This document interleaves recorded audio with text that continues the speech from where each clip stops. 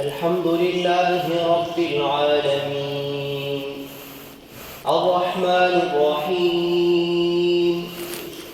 مالك يوم الدين إياك نعبد وإياك نستعين اهدنا الصراط المستقيم صراط الذين أنعمت عليهم غير المغضوب عليهم ولا الضالين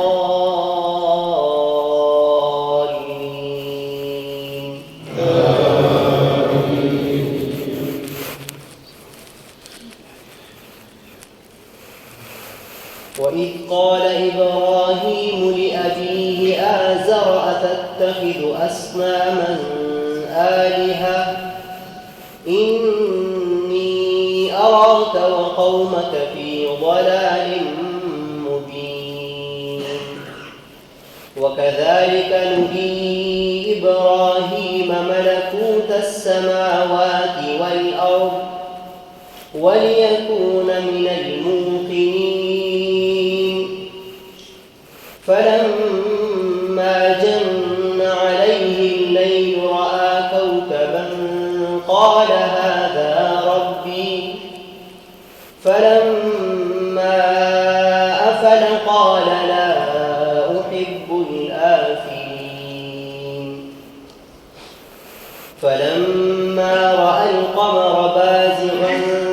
قال هذا ربي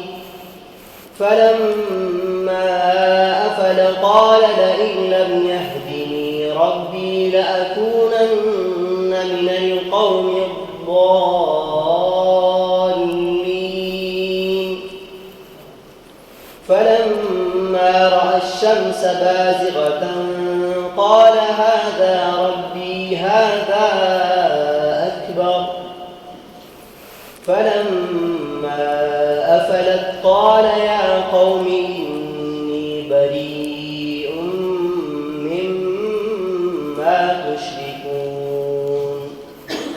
إني وجهت وجهي للذي فطر السماوات والأرض حنيفا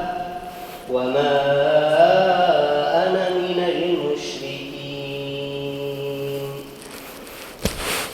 الله أكبر الله أكبر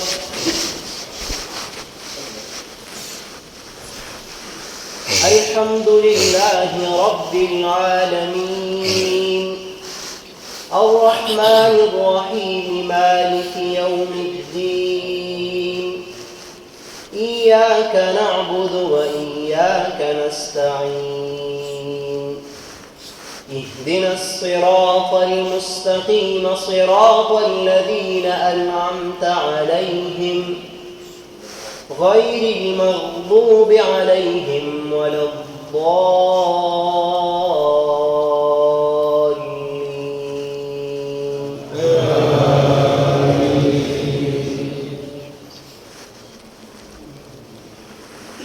فإذا جاءت الطامة الكبرى يوم يتذكر الإنسان ما سعى وبرزت الجحيم لمن يرى فأما من طغى وآثر الحياة الدنيا فإن الجحيم هي المأوى